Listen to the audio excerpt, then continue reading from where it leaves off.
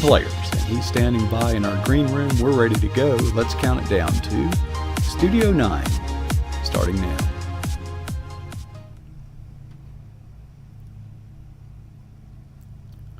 Well, good evening and welcome to this special pre-recorded edition of pjnet.tv. But I promise you it will not be bland and it will not be absent of contemporaneous material. So this is not a rerun. This is actually live. And as many of you know, Ben Cooper is a wonderful member of the PJNet family. And he comes and visits us once a month on the big screen. So let's bring Ben on. And Ben Cooper, we're not live. You're doing something else as viewers watch this. What's the excuse you came up with? What was it? Well, our church once a year goes to an Altoona Curve game, and that's a AAA team that usually plays a lot better than the Pittsburgh Pirates. But they are a feeder team for the Pirates. I don't think either of them are doing extremely well right now, but it's close enough.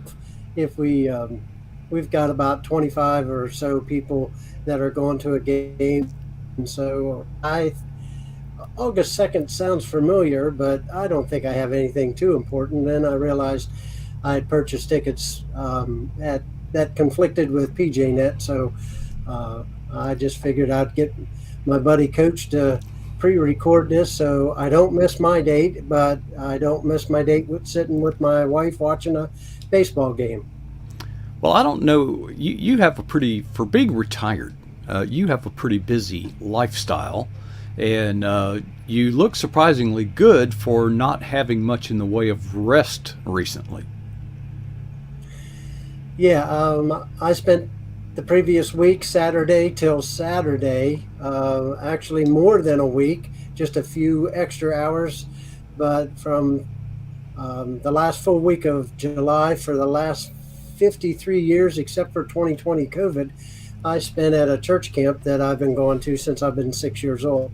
Now my kids all love it. They grew up with, my friends had kids and they bring theirs, so my friends and their friends are friends together, and they look forward to it each and every year. So all 5 of the kids were there as well. And I have responsibilities every day, teach Bible study, did Sunday school adult class, and then wanted to share one of the things that I did with a special time of remembering those that have passed away since the year before. But you talked about no rest.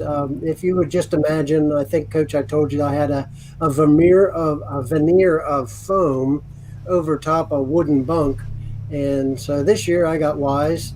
My body's getting older. I actually got an extra mattress. Yeah, that looks thick compared to what I had. One of the mattresses looks like a prisoner mattress with black and white stripes on it. But I put that down first, and then put the one that has that's covered in vinyl that you like to stick to. But put extra things there. It was a little bit. It was a little bit better than the previous years. So I did get more sleep than I normally do, with less shoulder pain. But it's not like your bed at home. But the atmosphere and the fellowship is always great, and so yeah, that's what took place. A baseball game. Then I leave Thursday through Sunday. I'm actually preaching at an antique tractor and steam engine show. On Sunday morning, I am preaching at the grandstand that they have, and that's also an event that I go to 3 times a year. And then I have a B class, a guest podcast, and a B meeting. And so maybe by the 12th of August, I'll get a couple weeks with not much planned. And then my fall schedule starts with teaching beekeeping classes at the college level after Labor Day. So that's my schedule. Oh, well, speaking of beekeeping and things beekeeping, if you were at camp for Saturday to Saturday and even longer, who keeps the bees while you're doing that? Or are bees low maintenance? In the hot days of summer, they're low maintenance if you've already taken honey off. So I actually took my 5 gallon honey bucket, and it's pretty much routine that several people will bring their recycled glass from last year, and I fill their jars and sell honey to those that want it. The bees, you don't want to be messing with them when it's 90 plus degrees up here anyways, and it's 90 some percent humidity, because they don't like to be bothered with. So they're low maintenance in the hot summer days from end of middle July through August. You just got to keep an eye that there might low and check on them periodically. They're pretty much low maintenance during those months. We get a lack of flowers during that time since it's so hot, and then come Labor Day, the fall flowers will start blooming, and they'll be back to flying in, gathering nectar and pollen on a regular basis. So, well, I'm glad to know that you sell some of that honey, because most of the honey that I have come in contact with that originates from your way is given away. So you sell about what? Sell half, give away the other half? How does that work? When it's when I have a big batch, last year was a great year, probably sold 550 pounds or gave away. So that was a good year for me. This year, not so much. Probably at the same time frame here, I got about half as much, because we've had such strange weather this spring. I had snow on my apple and pear blossoms, 7 inches of snow on blossoms. These aren't going to be out getting the nectar from that, and so their supply is a little bit less than I normally would like. Many of the trees that I'm used to getting honey from, they just weren't in bloom. So they found other sources. They got to fly a little bit further, and they can fly up to 3 miles from their hive. So, but they burn a lot of energy to fly that far. So it's just, you're feeding the tank, and the tank's going dry, and they have, they're eating and consuming what they bring in rather than storing it. So, but I've been able to get quite a few gallons off this year. Probably, I don't know, close to 200, 250 this so far. About half. Okay. You mentioned that you had been to this particular summer camp almost 53 years continuously, except 2020. How many people go? Well, before COVID, we had about 350 people regularly attend, from some as far away as California, and down in the Carolinas, Tennessee, Virginia, Ohio, obviously Pennsylvania, and most of them from Pennsylvania. We've had some from out of the country over those years, and COVID came, and COVID taught us all that we don't need to do that stuff. And Pennsylvania is still at a higher level risk for COVID. And so there were some people that couldn't come because they contracted COVID and had to stay home. But we had, I think, registered 205 this year. And that's newborns to, I think, 92 was the oldest. Well, over the 53 years, you've developed a lot of alumni, but you mentioned that you have a memorial for those who have gone on to be with the Lord. Yeah, I started that 2 years ago. We used to just name them, and that was about it. But last year, I started having a specific time, because one of the crucial members that nearly was there, next year is the 80th anniversary of that event, and he had almost been to almost all 80 of them, but he had passed away. And so I thought it special. Actually, COVID, we weren't able to go on 2020, and so during COVID, I did an online Facebook Live, or no, it was a Zoom, one of those two, but I did an online memorial and had people come in, sign on, and come in, and we were able to talk and about those that have passed away. And so always trying to keep it special. And so I'm going to, I shared Coach, with you, as you know, on before we got on live or recorded, but I wanted to have an Ebenezer, and I'll toss that out to you. You seem to know a little bit about it, but so what is an Ebenezer? And it isn't dealing with a Charles uh, uh, Dickens movie or whatever that or book. Well, to be honest, I didn't know much about it until one of our other guests that appeared on our program had an Ebenezer and explained what it means. For a long time, I thought, well, it's a convenient name for Baptist church, because here in where I live, every community has an Ebenezer Baptist church. So I thought Ebenezer was somebody's name. But I have come to find out that at Ebenezer, think of it as a memorial, where you just take a pile of stones or something and make some sort of monument to a memorial. So a visual, so that future generations can see that and ask the question, "What's that?" And then of course you tell them the meaning as to why the thing was built. So am I close? Yeah, yeah. It's a stone of remembrance or stone of help.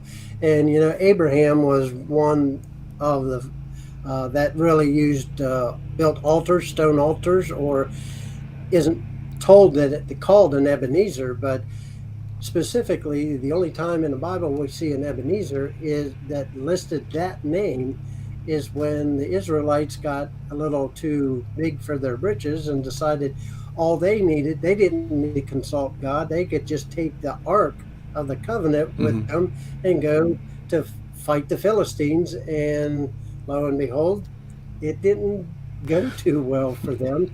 The Philistines ended up getting the Ark. And if you remember, they got a plague of rats or mice and cancer. And they got tumors. And so they thought, well, this is a bad thing to have. They actually, the odd thing, I've always thought it was odd, they made golden mice and tumors and lifted a lid and put it in the Ark of the Covenant, put it on a cart, and they yoked two never before hitched up young oxen. And so because they were young, that was a mistake. They need to be yoked from almost early age in order to work together to be paired.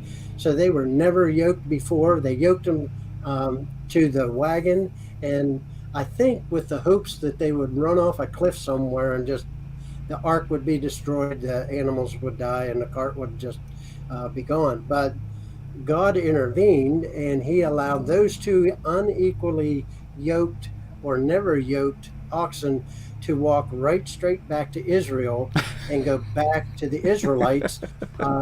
And so it was a miracle. It was amazing. So they made this stone of remembrance so that, as you said, Coach, they could tell their children and grandchildren every time they saw it, they could go back, because they didn't have written books, Israel being nomadic and moving around at that time and not really established.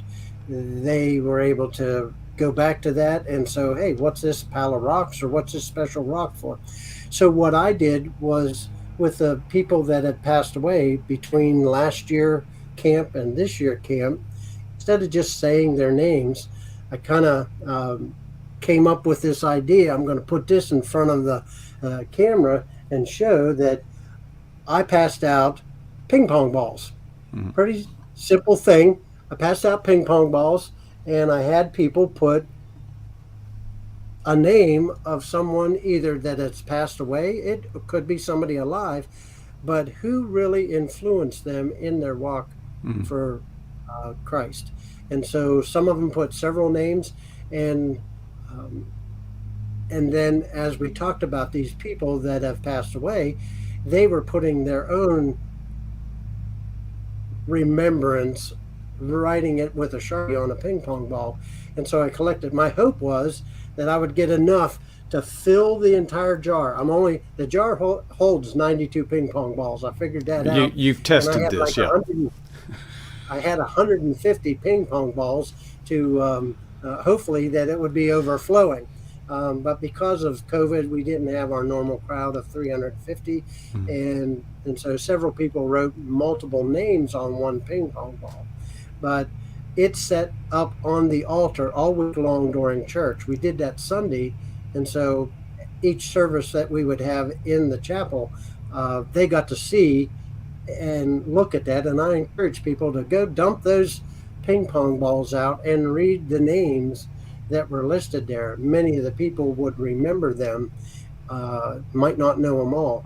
And of course, I was the first one to do that. I went through and thankful that I did, because it brought back to memory some names that I had forgotten over the 53 years of influential people that their goal was to guiding people, directing people to Christ. So going through that procedure was a really interesting exercise. People enjoyed that. And then they came up, and we had, of course, with COVID, we have these fancy little communion cups that has a juice and a wafer on top of it. Mm-hmm. So you're not touching and you're not Right. passing. Mm-hmm. And they collected their the elements for the Lord's table. Yeah. And then ultimately, we then went to the time of remembrance of what Christ did for us, and we had a time of communion. So it just built from those that were important to us, and then those that are believers that have trusted in Christ, and the culmination of remembering Christ and what he did in the Lord's table. I remember the first time I encountered one of those self-contained communion thingies, that you referred to. And, you're in a church in a very quiet setting, and at the appointed time, everybody starts opening, and the foil, you can't imagine how much noise foil can make when you get about 300 people doing it at the same time. It was a unique experience spiritually, it's here's what I'm hearing, Ben, as you share that, and I'm glad you did, because there's more to this than just teaching people the value of the mentors that bring them along and to honor them. That's an important message. But there's another important message that I'm hearing in my heart. Is your name going to be What's on that? one of those balls? If someone had to, as you gave, the leadership to say, write somebody's name that was a significant part of your spiritual walk, how many times would our name come up? And I think that serves as a constant challenge for us to be mentoring others, and for us to be remembered and it's a way that our legacy in the kingdom of Christ can continue here on the earth, because after we're gone, how long is it before we're forgotten? And I'm trying to keep track of the time, because I wanted to ask you, because I cannot keep up with it. We've got about 3 minutes at the most. Ben, you do, as you mentioned, you're busy. You're speaking a lot, but you're also writing a lot, and I cannot keep up with your writing accomplishments. So could you give us a quick rundown on what your current writing projects are? I know you're writing for several outfits. Yeah, and before I do that, I just want to say that when I dumped that out, those balls out, and looked at those names, it's very humbling, because more than once my name appeared on that, and that's not Amen. as a bragging thing, but as a humbling thing, that that also makes you more aware that you've got to be living your Mm-hmm. life right Mm-hmm. all the time, 24/7, It because does. people are Are watching. watching. And yep, they're watching, and hopefully that you're not messing up and guiding somebody in the wrong direction. So, yeah, this month sometime, Guidepost book is out. The pre-orders are available right now. You can get them from Amazon, because they're directly sold through Guidepost. And All God's Creatures 2023 is out. I finished a week ahead of schedule for my deadline. Uh, All God's Creatures 2024. I will be soon signing a contract for All God for Inspiration from the Garden for 2024. But that book will be out later this year, and then Cancer Moments is due to come out, and then Vinewords Love Knots 2, Volume 2, Mm-hmm. will be out later this year. Yeah. And I am featured in a magazine. It's called Pittsburgh Press. It's an online magazine. So the month of August, I have an article and featured in that. And so I'm keeping busy in between all those other things, busy writing, and thankful that the Lord has given me those opportunities to share devotions. Mostly is what that is. Just trying to find time to work in my third children's book in the series. So when I get a time to do that, might not be till winter. I'll be working on that. I don't know how you keep up, Ben, but it's good. You know, I mean, you're retired. I don't know what you'd do if you had a day job. Uh, Hey, I just look for people like Del Didway that, I don't think he'll ever retire, but I don't know how he or Michelle or some of the other people fit in what they do. And I'm not flying and traveling around like they do. I'm just doing what comes my way and buying up every opportunity. well, you're doing a good job of it. Well, Ben, we're out of time. Thank you. It's been a joy, as it always is. We appreciate you visiting in our chat room, as you so often do, and I appreciate, you're one of those PJNet cheerleaders that send us a guest now and then, and it's always a joy and a privilege, and you're a team player, and we love you so much. Appreciate you sharing with us tonight. All right. Thanks, Coach. All Well, right, that was Ben Cooper. He was trying to get a last word in there, but it's we're running a little overtime. I'll get straight to it, folks. Here's the challenge. 2 questions. Ask yourself, what's the boldest thing that you've ever done in the kingdom of Christ? Second question is, when was that? And the challenge is to never be satisfied with either answer.